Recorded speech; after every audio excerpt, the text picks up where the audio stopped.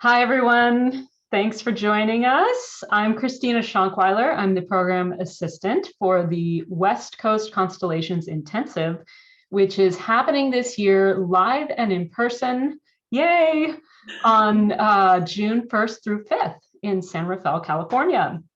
And it is my pleasure to meet today with Leslie Nips, who is the founder of the intensive as well as a facilitator. Hi, Leslie. Hello. Thanks for meeting with me today. Thanks for meeting with me. This is great.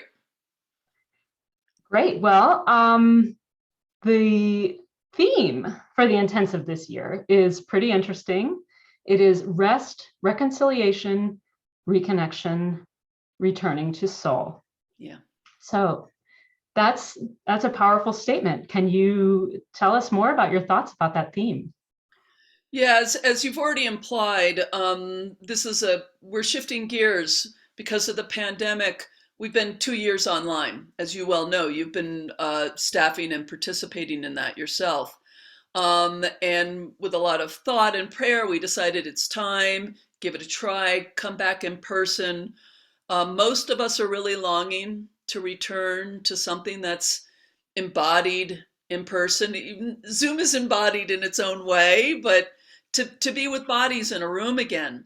And every year when the faculty do the planning, the faculty being me, Francesca Mason Boring, and Shavasti, who's going to be coming from the UK, uh, we do constellations on the gathering, asking the field who's going to come, what are we going to be up to, what is important to all of us. And as we did those sort of mini constellations over and over again, we felt a need for the participants for rest. Like, yes, some adventure, yes, some challenges, yes, some diving into something new and exciting, but a little less of that than we have felt in past years. And it makes sense. We're all kind of tired. We're there's grief.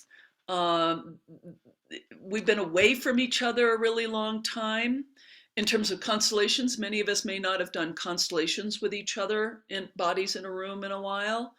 And so we realized, in addition to all of those stimulating aspects of doing constellations, there is a great longing for rest, renewal, reconciliation. And so we're honoring the information we got from our constellations, and hopefully this is what people are looking for. Mm, yeah, thank you. And each of you facilitators are going to be doing individual workshops as well. Can you tell us a little bit more about the workshops you plan to give at the intensive? Yeah, so the time that we spend together at the intensive, there's three ways we're together. We're in large groups doing work together and getting presentations from the faculty. We're in cohort groups, which is when we're with peers, the same group for a chunk of the time. And then there's this wonderful smorgasbord of workshops that you get to choose from if you come. And I'm offering two. One of them, very much connected to what I just mentioned, is on the theme of rituals for grieving, Mm. very much specifically towards whatever we might be carrying that we're grieving from the last 2 years. So that's one of the workshops. My background, as you know, is as an Episcopal priest combined with the constellations tools. Hopefully, people will be able to stand in solidarity and care for each other as we honor the things we've lost. And then the other one is something that I've been personally really interested in.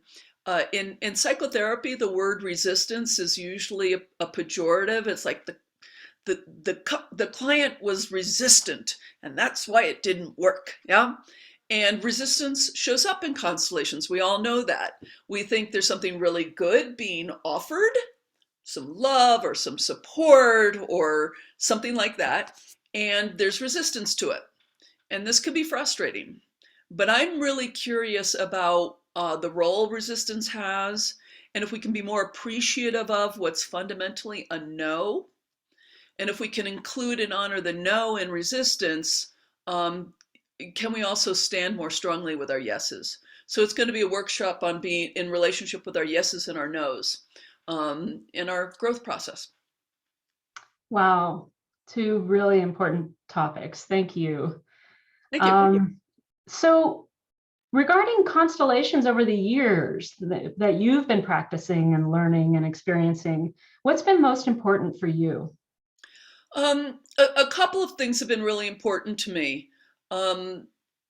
Most people know about me before the pandemic and everyone was available by Zoom.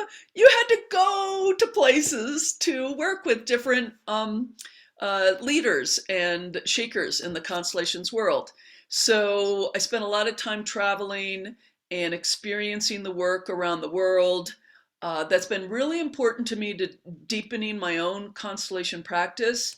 And in that context, I myself have been doing a lot of organizing. I love my one-on-one work with clients in small groups, but I really like making opportunities like the intensive for people to gather, the community to gather in different ways with different leaders. 2015, I was the co-director of the North American Systemic Constellations Conference in San Diego. So doing constellations work, supporting the larger constellations community has kind of been there from the very beginning for me. I remember in 2011 when I went to the national conference in San Francisco. I was still fairly early in the constellations world at the time, but had this very strong experience of, I think these are my people. I think these are the crazy people I'm meant to hang out with. And they were so supportive and so kind and lots of mentoring.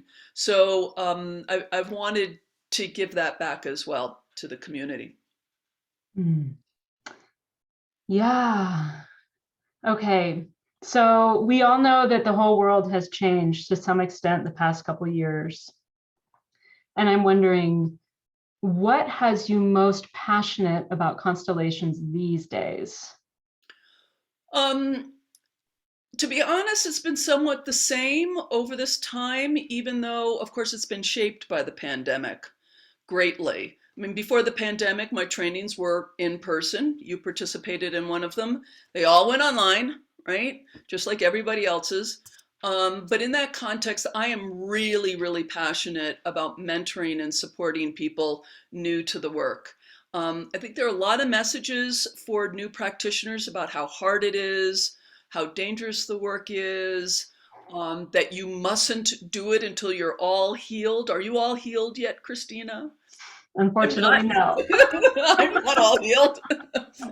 But how can we support people in becoming their own unique facilitators and bringing their voices and their skills and their wounds and their growth edges, their passions, their styles? I really love doing that work and helping people to enjoy and lead and share Constellations work so that we can extend it to a far greater diversity of people than we currently reach. Great. Well, thank you so much, Leslie, for talking with me today. And I have been talking with Leslie Nips, the founder and facilitator at the West Coast Constellations Intensive, happening in June.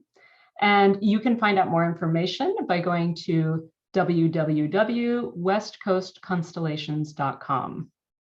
Thanks for watching. Hope to see you all in June.